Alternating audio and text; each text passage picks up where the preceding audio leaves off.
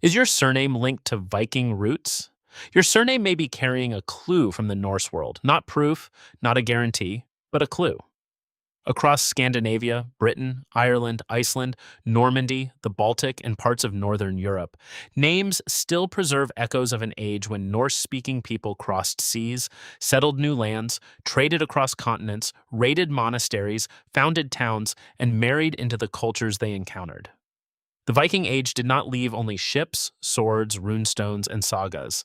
It also left names. Some of those names survived as first names, some became place names, some became family names, and some still appear today in surnames ending with forms like son, sen, son, or daughter, or in names built from Old Norse personal names like Eric, Bjorn, Thor, Ivar, and Harold. But before we begin, one important note. A surname can suggest historical, linguistic, or regional roots, but it cannot prove direct ancestry by itself. To prove a family line, you need records, genealogy research, and sometimes DNA evidence. A surname is not a blood test, it is not a final answer, but it can be a map. And sometimes that map leads back to the cold seas, long hauls, fjords, farmsteads, trading routes, and settlements of the Norse world. So today, we are decoding 10 surnames that may be linked to Viking and Norse roots. Number 1. Anderson. Anderson is one of the most familiar surnames in the English-speaking world, but behind its simple form is a naming tradition that reaches deep into Northern Europe. The name means son of Andrew. At first glance, that may not sound especially Viking. Andrew is a Christian name of Greek origin, popular across Europe after the spread of Christianity. So why does Anderson belong in a video about Norse-rooted surnames? Because the structure of the name matters. In Scandinavia, patronymic naming was one of the most important systems for identifying people. A man named Anders could have a son known as Anderson in Sweden, Anderson in Denmark or Norway, or Anderson in English-speaking areas influenced by Scandinavian naming patterns. Anders is the Scandinavian form of Andrew. Over time, as people migrated, settled, anglicized their names, or entered English-speaking societies, Anderson or Anderson could become Anderson. This name is especially common in areas touched by Scandinavian migration, including parts of Scotland, northern England, Ireland, North America, and the wider Scandinavian diaspora. The Viking connection is not that every Anderson descends from a Viking warrior. That would be too simple and probably wrong for many families. The connection is that Anderson preserves a northern patronymic pattern, a personal name followed by son. This pattern was central to Norse and Scandinavian identity for centuries. In the Viking Age, people were often identified by their father, their farm, their nickname, or their region. A permanent surname was not always used in the modern sense. A person might be known as Eric, son of Anders. His son might then be known by another patronymic. That flexible naming world eventually became fixed into hereditary surnames in many places. So Anderson is a name that reveals something important. Sometimes the Viking trace is not only in the root name, but in the structure of the surname itself. If your surname is Anderson, it does not prove Norse ancestry. But historically and linguistically, it may point toward a Northern European naming tradition shaped by Scandinavian forms of identity. It is a surname of fathers, sons, migration, and adaptation. Number 2. Johnson. Johnson is one of the most common surnames in the English-speaking world. Because it is so common, many people overlook how much history is hidden inside it. Johnson means son of John. Like Anderson, the first name itself is Christian. John comes from a biblical tradition and spread across Europe through Christianity. But the surname form, especially in Northern Europe and the British Isles, can overlap with Scandinavian-style patronymics. In Denmark and Norway, the equivalent form is often Jensen, from Jens, a form of John. In Sweden, Johnson or Johansson can serve a similar role. In Iceland, a person might still be known as Johnson today, because Iceland continues to use patronymic naming rather than fixed hereditary surnames in the usual Western sense. So Johnson may not look exotic, it may not look like a saga name, it may not contain Thor, Bjorn, or Eric. But it belongs to the same family of son of surnames that spread across Northern Europe. In areas where Norse settlers became part of English-speaking populations, names could shift. Johnson, Jensen, or other related forms could become Johnson through language, record-keeping, immigration, or anglicization. The British Isles are especially important here. From the late 8th century onward, Norse raiders and settlers reached England, Scotland, Ireland, and the islands around them. They did not simply disappear after raids. In many places, they settled, farmed, traded, intermarried, and left linguistic traces. The Danelaw in England, the Norse Gaelic world of Ireland and the Hebrides, the Orkney and Shetland Islands, and parts of northern Scotland all carried Scandinavian influence. That influence can be seen in place names, dialect words, personal names, and sometimes surnames. Johnson is too broad to be labeled a Viking surname in every case. Many Johnson families have no known Scandinavian line, but as a surname form, it belongs to a naming tradition that was deeply at home in the Norse and Northern Germanic world. If your surname is Johnson, the name is not proof of Viking descent. But if your family history leads to Scandinavia, Northern England, Scotland, Orkney, Shetland, or other regions touched by Norse settlement, then the surname becomes a clue worth investigating. It is a name that shows how ordinary surnames can sometimes open doors into very old patterns. Number 3. Eriksson. Eriksson is one of the clearest surnames connected to the Norse world. The name means son of Eric. Eric, also spelled Eric or Eric, comes from Old Norse elements often interpreted as meaning ever-ruler or sole ruler. It was one of the great names of Scandinavia, carried by kings, warriors, explorers, and saga figures. The most famous name that many people recognize is Leif Erikson, the Norse explorer associated with voyages to North America around the year 1000. His surname, or more accurately patronymic, meant that he was Leif, son of Eric, and that is the key. In the Viking Age, Eriksson was not originally a permanent family surname in the modern sense. It described a relationship, the son of a man named Eric. If Leif Erikson had a son named Thorkel, that son would not automatically be Eriksson. He might be Thorkel Leifsson, Thorkel, son of Leif. This makes Norse naming very different from modern surnames, where a family name usually passes unchanged from generation to generation. In Sweden and other Scandinavian countries, however, many patronymics eventually became fixed as hereditary surnames. That is why Eriksson, Eriksson, Eriksson, and related spellings exist today. The double S in Eriksson is especially associated with Swedish forms, while Eriksson is more common in Denmark and Norway. Eriksson or Eriksson may appear in English-speaking countries after migration. What makes Eriksson powerful is that the name preserves both a Norse personal name and a patronymic structure. It carries the sound of sagas and Scandinavian royal lines, but it also carries the everyday reality of families, a son identified by his father. If your surname is Eriksson, the connection to Norse language and Scandinavian naming is very strong. But again, it does not automatically tell you which ancestor you descend from, or whether your family line goes back to Viking Age figures. What it does tell you is that your surname belongs to a naming tradition shaped by the old Scandinavian world. It is a name of rulers, sons, explorers, and the long memory of the North. Number 4. Hansen. Hansen is one of the classic Scandinavian patronymic surnames. It means son of Hans. Hans is a form of Johannes, or John, widely used in Germanic and Scandinavian countries. In Denmark and Norway especially, Hansen became one of the most common surnames. At first, Hansen might seem more medieval Christian than Viking. But again, the deeper story is in the structure. The suffix sen means son, and is a standard Danish and Norwegian patronymic ending. In older naming systems, a man named Hans could have a son known as Hansen. Over time, that identifier became a fixed surname in many families. The Viking world did not use modern surnames the way we do today, but it used the same basic idea of identifying someone through parentage. The language changed. The personal names changed. Christianity introduced new first names. Governments and records later fixed surnames into place. But the logic remained. You are known through your father, your family, your place, or your reputation. Hansen is especially useful because it shows how Norse-rooted naming traditions survived long after the Viking Age ended. The Viking Age is usually dated from the late 8th century to the 11th century, but Scandinavian naming practices continued for centuries after that. In Denmark and Norway, patronymic surnames like Hansen, Jensen, Nielsen, Andersen, and Petersen became extremely widespread. So a name like Hansen may not be Viking in the sense of being used by raiders in the year 850. But it is part of the long Scandinavian naming system descended from the same cultural world. If your surname is Hansen, your name may point toward Danish or Norwegian roots or toward a family that once used a Scandinavian patronymic system. It is a surname of continuity, not a frozen relic of the Viking Age, but a living echo of Northern naming traditions. Number 5. Larson. Larson, also spelled Larson, Larson, or Larson, means son of Lars. Lars is the Scandinavian form of Laurentius, or Lawrence.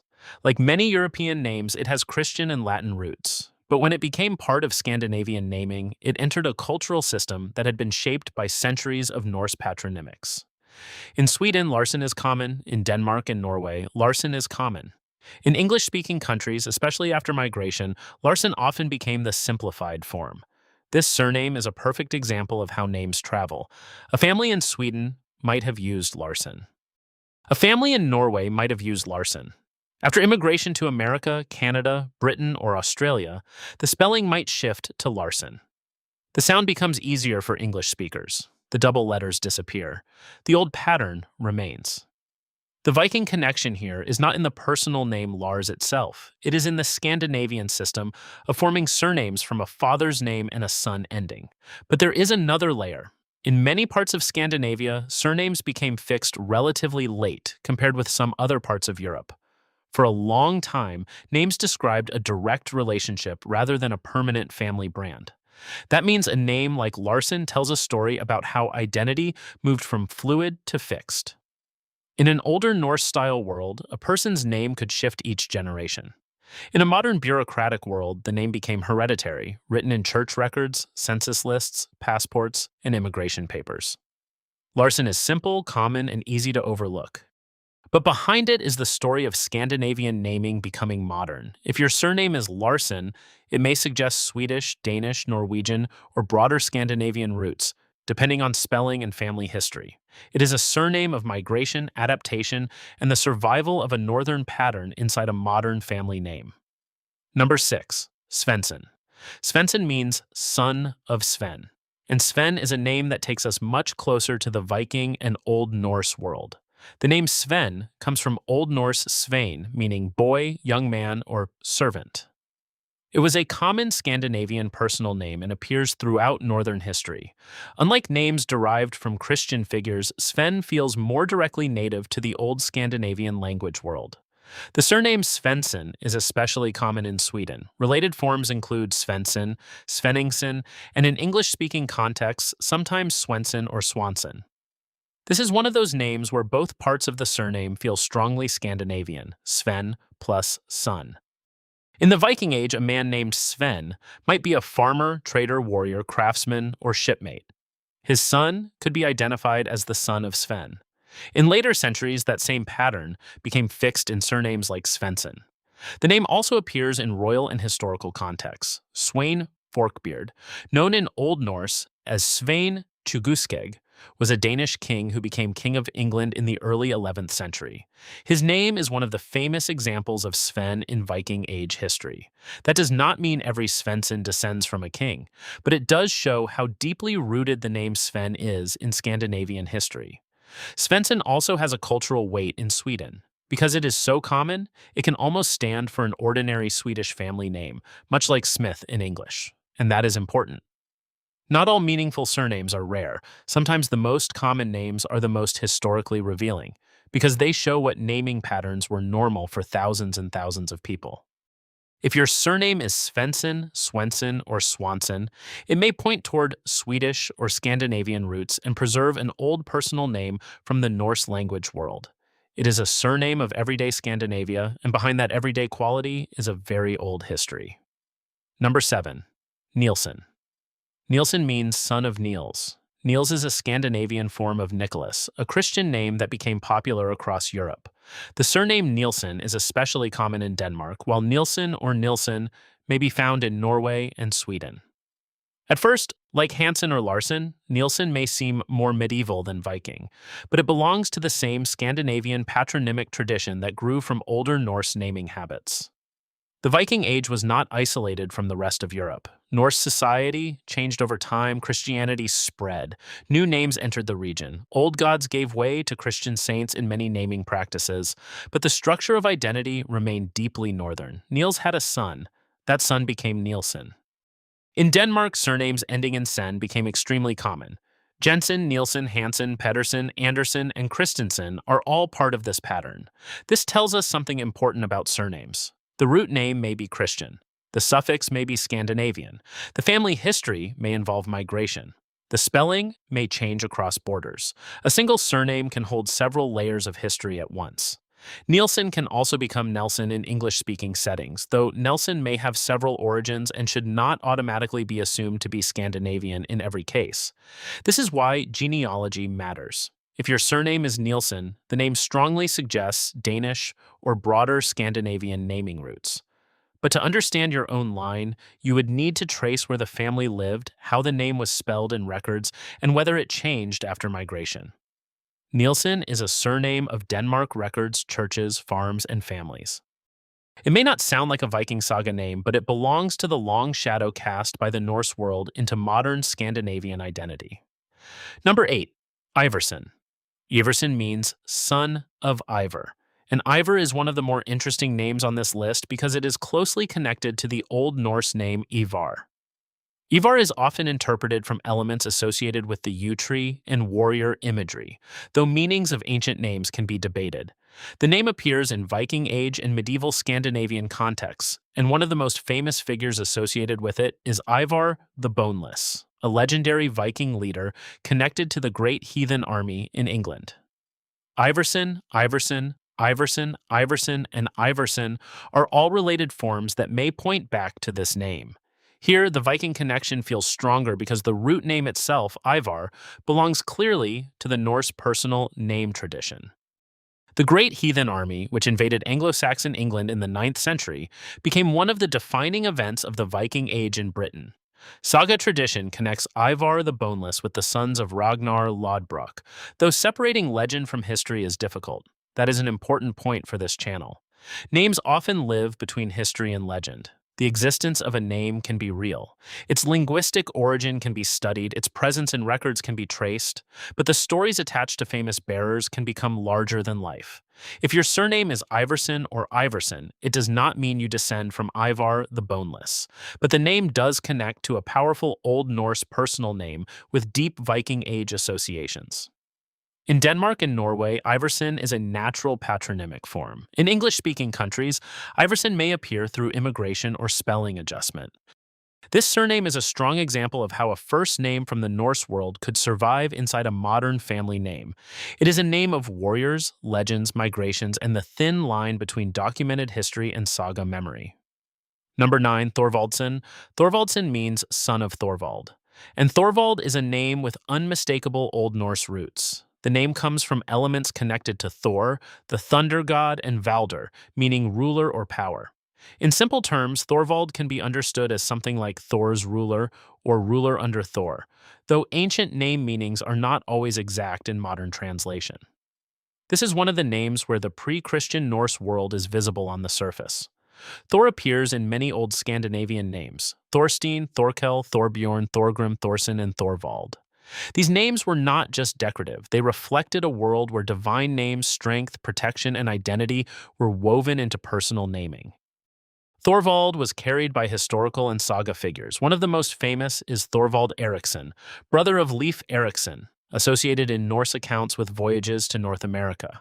The surname Thorvaldsen is especially associated with Danish and Norwegian forms. Related names may include Thorvaldsen, Torvaldsen, Thorsen, and Torsen, depending on language and spelling. This name is less common than Hansen or Nielsen, but it is much more visibly Norse.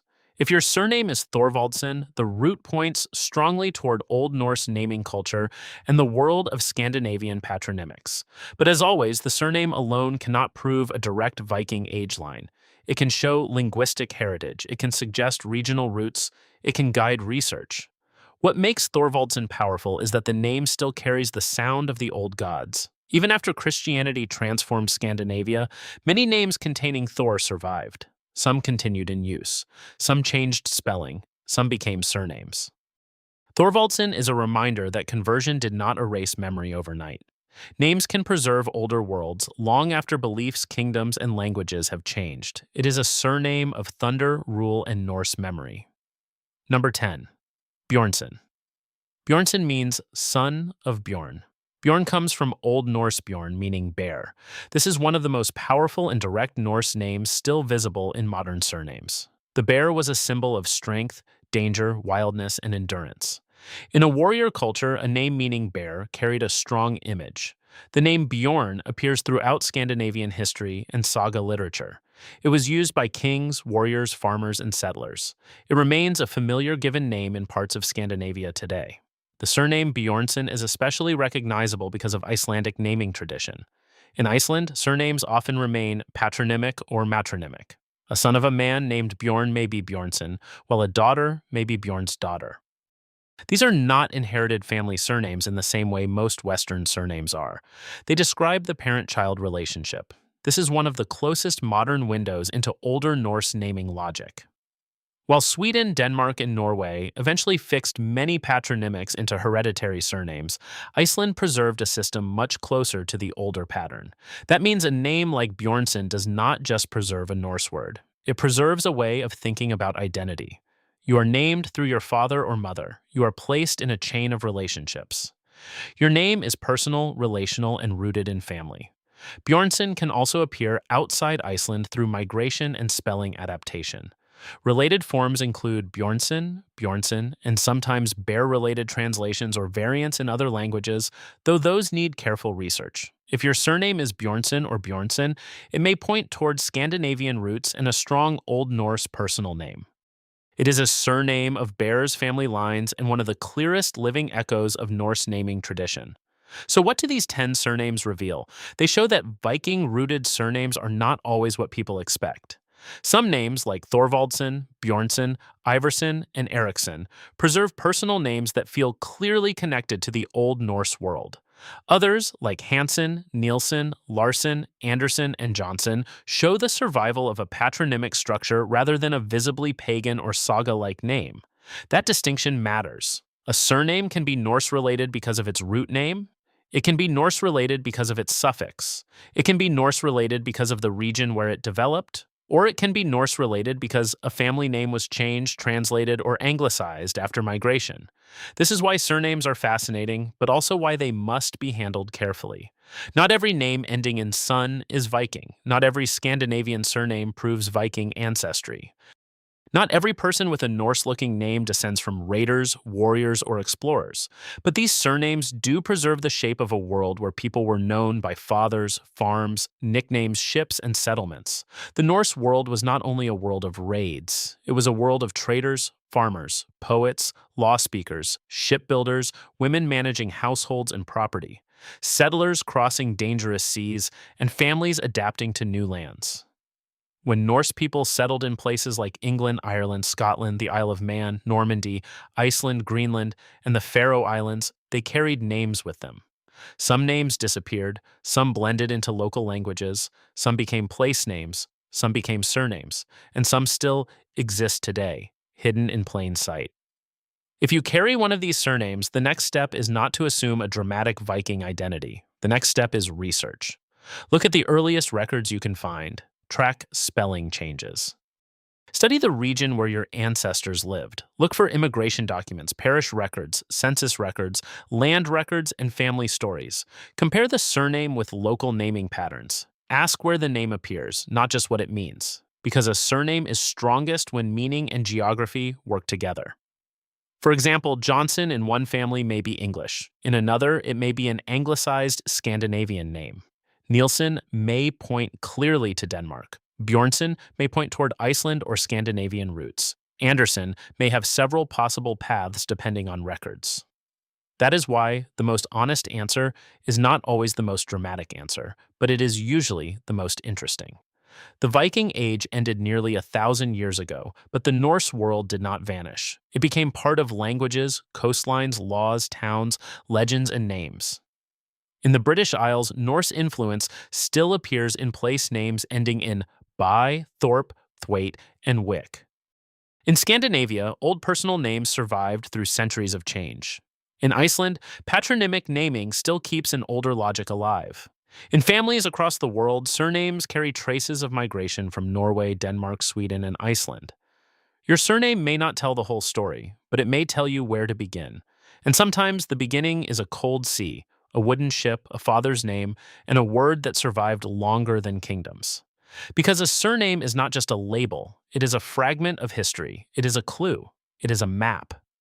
And sometimes that map points north. If you want more surname histories, ancestry stories, migration maps, and forgotten origins, subscribe to Surname Atlas and leave a comment with your surname and country. It may appear in a future episode.